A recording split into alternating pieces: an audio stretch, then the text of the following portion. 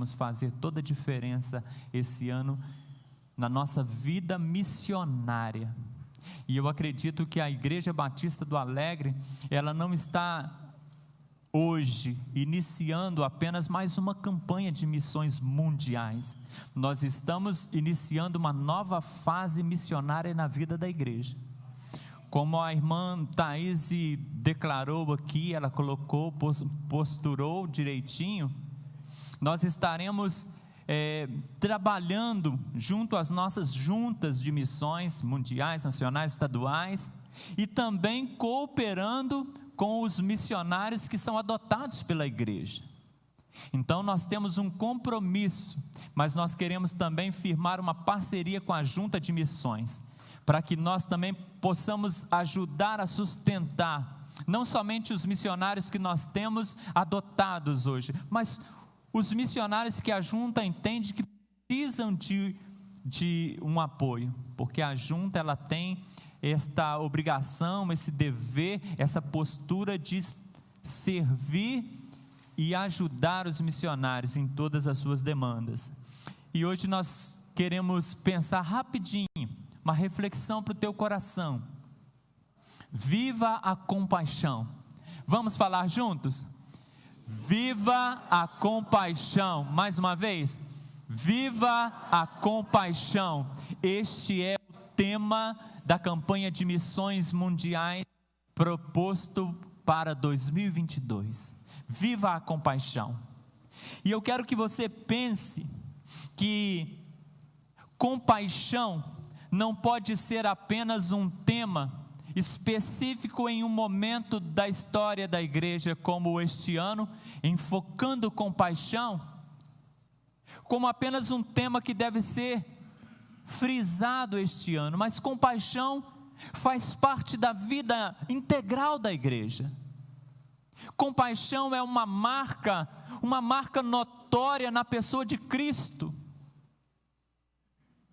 Os momentos mais intensos em que Cristo realizou maravilhas, operou milagres, os textos bíblicos nos mostram que ele estava movido de grande compaixão.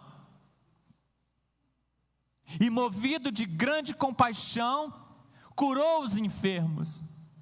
Textos que dizem assim: e Jesus, olhando para eles, teve íntima compaixão, porque estavam como ovelhas sem pastor. Jesus veio ao mundo expressando compaixão, e nós somos convocados por Ele a experimentar esta mesma compaixão. A palavra compaixão, ela vem do latim compassiones, e esta palavra, ela vem traduzindo a necessidade de um sentimento comum, de sentir com o outro, de experimentar com o outro, passar junto com ele. E Deus está dizendo para nós nesta manhã, que eu e você, nós precisamos viver compaixão, experimentar compaixão, sentimento comum, união de sentimentos. E Jesus disse para nós, escuta, tende em vós, oh glória, tende em vós o mesmo sentimento que houve também em Cristo Jesus. E se houve compaixão nele, também precisa haver em nós. Viva a compaixão. O pastor João Marcos Barreto, que é o executivo da nossa junta de missões mundiais, muito obrigado, amor. Ele faz a defesa desta campanha, dizendo que após um tempo tão intenso de restrições, após um momento tão difícil na vida da humanidade, nós precisamos nos levantar como igreja do Deus vivo e nos compadecermos das nações. A igreja precisa. Eu preciso então, motivado na pessoa de Cristo, eu preciso me mobilizar, eu preciso orar, eu preciso ofertar, para que os povos, as nações possam entender que o Jesus pregado pelos cristãos, o Jesus anunciado pelos cristãos, é o Jesus que cura, é o Jesus que salva, é o Jesus que perdoa, é o Jesus que transforma, é o Jesus que muda a história da nossa vida. E isso precisa ser enfatizado. Nós não podemos nos esconder, mas num tempo de dificuldade em que o mundo passa e nós fazemos parte deste mundo, mas há algo em nós e há algo conosco que é maior do que aquilo que está no mundo. Então não podemos nos esconder. A compaixão precisa ser vivida por cada um de nós. Amém? Este é o nosso tempo de nos levantarmos. Quando todos caem, você precisa se manter de pé, porque a Bíblia diz: 1000 cairão ao teu lado, 10.000 à tua direita, e você não será atingido. Ou seja, você sempre terá suporte de Deus para se manter de pé. Oh, glória! Amém? Escuta, mostrar amor e compaixão às nações é uma obrigação nossa. É uma obrigação nossa. Olhamos neste tempo de pandemia, olhamos para o que foi feito, a força-tarefa médica, a corrida pelo alcance de vacinas, a mobilização dos governos para suprir as demandas e as necessidades do povo, os auxílios emergenciais. Nós vemos uma humanidade que se mobiliza para tentar solucionar uma causa comum. Mas eu olho para a Bíblia e entendo que somente a igreja tem aquilo que gera plenitude, porque Jesus não é paliativo, Jesus é plenitude, Jesus é solução, Jesus é cura, Jesus é nova vida. Só Jesus pode ajustar aquilo que a Covid destruiu em cada um de nós, porque todos, de alguma forma, em maior ou menor grau, nós fomos de alguma forma abatidos ou abalados ou comprometidos pelos efeitos desta pandemia. Mas Deus nos chama a nos levantar, porque nós somos o povo que pode demonstrar compaixão ao mundo e exercer uma fé que está acima de qualquer potencialidade humana, porque a nossa capacitação vem do céu, a sua capacitação vem do céu. E eu quero pensar com você apenas 2 pensamentos, mas eu gostaria que você pesquisasse, não agora, mas que depois você pesquisasse a LMP, a Lista Mundial de Perseguição. Vá lá no Google, procura lá, LMP, a Lista Mundial de Perseguição. Lá vai ter os 50 países que são mais perseguidores da igreja. Você vai ter lá uma lista de 50 países, e você vai ver quem ali, nesses países, quais são os maiores perseguidores, se é o islamismo, se é outra facção, mas você vê ali a realidade. E hoje, número 1 em perseguição, quando nós falamos em missões mundiais, número 1 em perseguição, o Afeganistão, primeiro no ranking de perseguição mundial, seguido, segundo lugar, Coreia do Norte.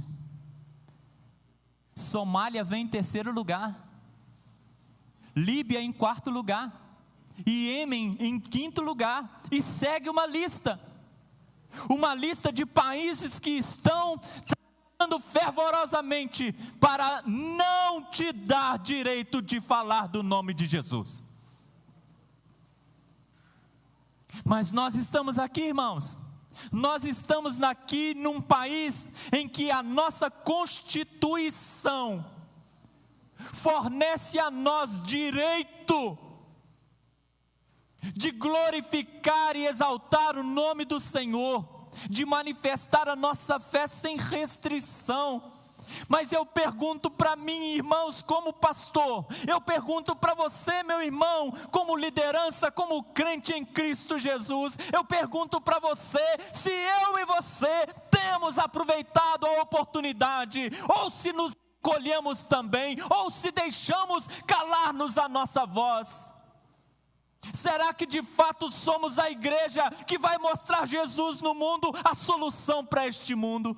Ou se somos aqueles que estão calados, acuados e amedrontados como os demais, como aqueles que não têm esperança sem Deus no mundo? Fico pensando, meus irmãos, nosso tempo, e não há outro tempo, e a tinta do cabelo passa rápido. Não é verdade? A tinta do cabelo passa rápido. Então você precisa, neste tempo que se chama hoje, fazer a diferença. Hoje é o nosso momento. Hoje nós somos a igreja presente, construindo a igreja presente e a igreja futura. Nós somos aqueles que estão com a missão de dar continuidade, de fazer a história acontecer. Somos nós e mais ninguém. Divisa da nossa campanha de missões mundiais esse ano. Gostaria que você já leu, gostaria que você lesse novamente comigo. Gálatas 2:20 vai dizer-nos assim. Gálatas 2:20. Fui crucificado com Cristo. Assim já não sou eu quem vivo, mas Cristo vive em mim. A vida que agora vivo no corpo, vivo-a pela fé no Filho de Deus, que me amou e se entregou por mim. Amém? Graças a Deus. Senhor, abençoe-nos, ajude-nos a viver missões na íntegra, a sermos missionários autóctonos, a vivermos missões numa postagem na rede social, numa palavra por telefone, num relacionamento pessoal, na comunicação com um vizinho, um parente, com uma pessoa distante. Ajude-nos a aproveitar as oportunidades, Senhor. Move o nosso coração para não nos encolhermos na nossa vergonha, na nossa timidez, no nosso medo ou qualquer outro sentimento que venha nos tomar para tentar nos impedir de fazer a obra. Nos abençoe. Abençoe a tua igreja no nome de Jesus. Amém. Glória a Deus. 2 pensamentos só rapidinho. Tá? Prometo para você, vai ser rapidinho. Não existe vida de compaixão sem uma autêntica união com Cristo. Olha, escuta isso. Atenção, você não consegue viver compaixão se você não estiver intimamente ligado, se você não estiver unido verdadeiramente com Jesus. O apóstolo Paulo, ele vai dizer assim, ele que viveu a sua vida intensamente para Cristo, ele que viveu parte da sua vida depois da sua conversão, lutando em favor da salvação dos gentios. Eu gostaria que você ouvisse, escuta, presta atenção, dá atenção na palavra. 1 Coríntios 9:22, escuta o que Deus está falando. Olha a declaração que Paulo traz aqui. Fiz-me como um fraco para os fracos, para ganhar os fracos. Fiz-me tudo para todos, para por todos os meios salvar alguns. Olha, eu me desdobrei, eu fiz o possível. Aquilo que contrariava a minha vontade eu fiz. Aquilo que era a expressão da minha vontade eu fiz, mas eu fiz tudo que estava no meu possível para ganhar alguns.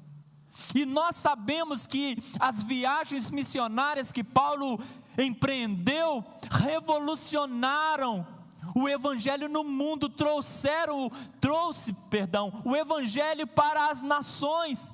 fez com que vidas fossem abraçadas pelo poder do Espírito Santo de Deus. Essa é a nossa missão hoje. Que a nossa vida seja instrumento. E Paulo vai dizer assim, escuta, unido com Cristo, e agora demonstrando compaixão aos povos, ele vai dizer aqui nesse versículo que você leu comigo de Gálatas 2:20, ele vai dizer assim, olha, já estou crucificado com Cristo. Escuta, já estou crucificado com Cristo. Paulo está dizendo assim, olha, eu estou preso com Jesus. Ele está crucificado com Cristo, mas não lá na cruz do Calvário. Ele está crucificado com Cristo no sentido de estar preso a Cristo na mesma visão de Jesus. Ele está preso a uma obediência ao Pai. Ele está preso com Jesus na missão de salvar. Ele está preso com Jesus nos intentos que vêm do céu. Paulo está dizendo, olha, já estou crucificado com Cristo, ou seja, eu estou ligado a Ele de uma forma que não há mais volta, não há separação. A nossa vida precisa mostrar isso. Você foi ligado de fato com Cristo? Você foi ligado de fato com Cristo? Você foi? Você, irmão, foi ligado com Cristo? Então você, se está ligado com Cristo, você foi crucificado com Ele, se já morreu o velho homem nessa crucificação, e se a nova criatura que está ligada em Cristo, ela vive, os seus sentimentos, as suas ações precisam ser diferentes a partir de agora. Paulo está dizendo isso para nós. Não podemos omitir a ordem que nos foi dada, não podemos de fato deixar de amar o nosso próximo, porque compaixão é amar o próximo. E quando a palavra vai dizer-nos assim, ama o teu próximo como a ti mesmo, o próximo é colocado em primeiro lugar. Pensemos nisso, pensemos na necessidade da compaixão, num tempo exacerbado de individualismo no qual estamos vivendo. Escuta, o filósofo intitulado Nietzsche, ele vai expressar numa frase dizendo assim, escuta, o nosso próximo não é o nosso vizinho, mas o vizinho deste. E ele conclui esse pensamento dizendo, assim pensam todos os povos. Nietzsche está dizendo que há uma transferência, não é o meu vizinho, mas o vizinho do vizinho. Há uma transferência, e ele diz que essa transferência de responsabilidade, da minha responsabilidade para com o próximo, ela é substituída da responsabilidade do meu vizinho para o outro. Ele está dizendo que é tirado de sobre nós a responsabilidade, ou seja, nós tiramos a responsabilidade com o nosso próximo das nossas mãos, e nós transferimos essa responsabilidade. Eu fico pensando que Nietzsche, ele se auto-intitula ateu, mas a história nos conta que Nietzsche, ele era neto, e seus avós eram pastores protestantes. Mas Nietzsche é radicalmente contra a igreja. Ele é contra o cristianismo, ele é contra a religião, mas ele ainda coloca o budismo acima do cristianismo, mesmo ele dizendo que para ele não há nenhuma afinidade e nenhum préstimo. E eu fico pensando, quando ele faz uma apologia acerca da compaixão, porque de fato é isso que vem trazendo nas entrelinhas. Não existe compaixão no mundo, não existe compaixão no mundo. E eu fico pensando, irmãos, será que Nietzsche, tendo os seus avós como pastores, será que ele não conseguiu ver a compaixão além do discurso? Será que a única compaixão que ele viu na igreja da sua época era o discurso protestante, o discurso dos seus avós? Será que a compaixão que o mundo vê pela igreja hoje é apenas um discurso? Será que estamos apenas falando de compaixão, mas não estendemos a mão? Será que nos assentamos confortáveis no banco da igreja, ouvimos a palavra e saímos e continuamos a nossa vida como era antes de sentarmos ali? Será que a palavra não tem de fato encontrado guarida em nosso coração para mudar a nossa história? Será, irmãos? Falei que não ia me demorar, quero então fechar com o segundo pensamento. Não existe compaixão sem uma autêntica fé em Jesus Cristo, tá bom?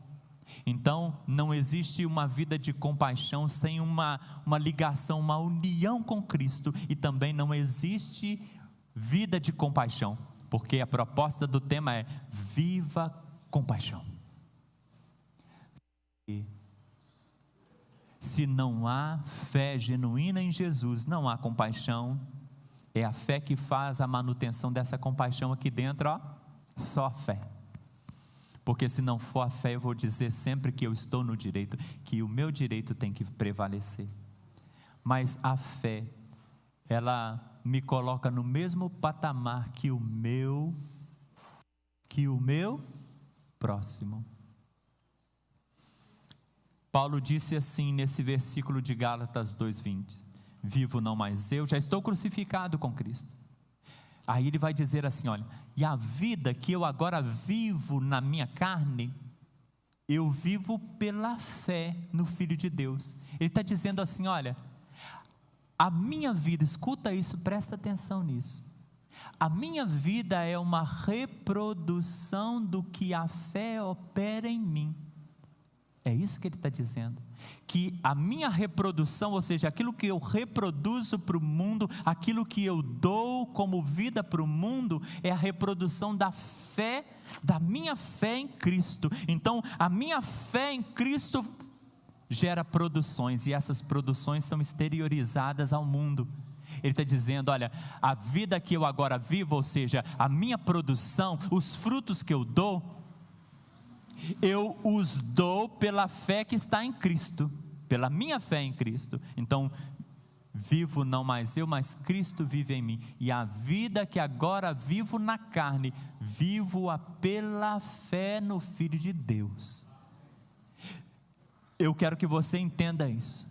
Se nós não tivermos uma fé que exteriorize obras que glorifiquem o nosso Senhor, nunca exteriorizaremos compaixão, nunca exteriorizaremos compaixão, nunca, verdadeira não, nunca passará de um discurso, verborragia, mas o Senhor nos chama nesta manhã a nos posicionarmos unindo-nos com Cristo, a nos posicionarmos colocando a nossa fé, uma fé real em Cristo Jesus, amém?